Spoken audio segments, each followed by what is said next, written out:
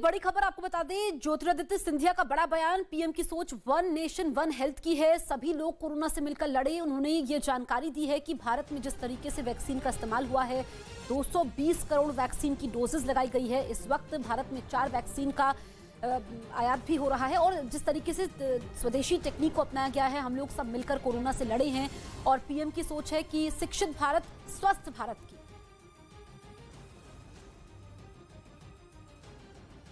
बढ़ते हैं आगे। रुद्रप्रयाग की प्रीति नेगी ने नया वर्ल्ड रिकॉर्ड बनाया है और महज 3 दिनों में साइकिल से अफ्रीकी महाद्वीप की सबसे ऊंची चोटी माउंट किलिमंजारो पर तिरंगा फहराया है।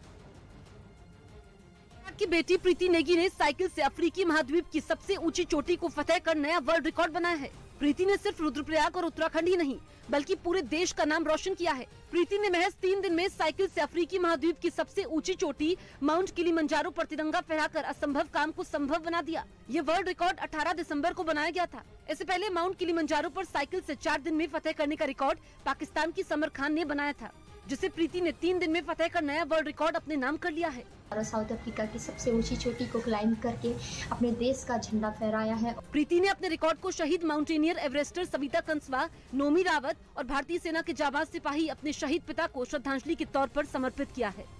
इस बीच जर्मनी में 2 क्लाइमेट एक्टिविस्ट ने बर्लिन के मशहूर क्रिसमस ट्री का ऊपरी हिस्सा काट दिया।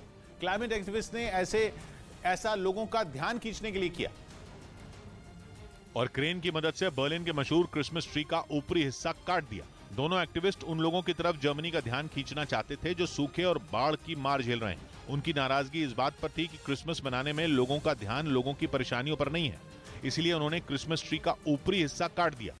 ब्रिटेन में कोरोना के बढ़ते मामलों के बाद अब स्कारलेट फीवर ने लोगों की चिंता बढ़ा दी। बताया गया कि वहां अब तक इस बुखार ने करीब 16 बच्चों की जान ले ली और पूरे ब्रिटेन में इसके 30,000 से ज्यादा मामले सामने आए, जिनमें 10,000 मामले तो पिछले 1 हफ्ते में दर्ज किए गए।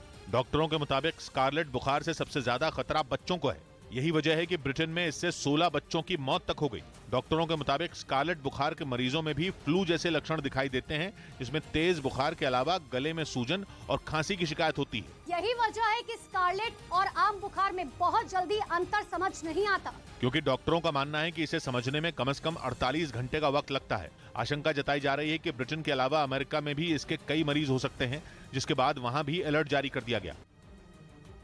इधर मध्य प्रदेश के नरसिंहपुर से हैरान करने वाला वीडियो सामने आया। वहां चोर एक दुकान में घुसकर चोरी करता दिखाई दिया, जिसका वीडियो वहां लगे सीसीटीवी कैमरे में रिकॉर्ड हो गया। सामने आए वीडियो में वो चोर दुकान के अंदर घुसकर वहां रखे सामान पर हाथ साफ करता नजर आया। दुकान का ताला तोड़कर अंदर घुसा चोर वहां काउंटर में रखे पैसे को चुराने की कोशिश करता दिखा। बताया गया कि लॉकर नहीं तोड़ पाने की वजह से चोर ज्यादा कुछ तो नहीं चुरा पाया, लेकिन कुछ नकदी लेकर वहां से फरार हो गया। जानकारी के मुताबिक चोर ने इसी तरह से 4 दुकानों के ताले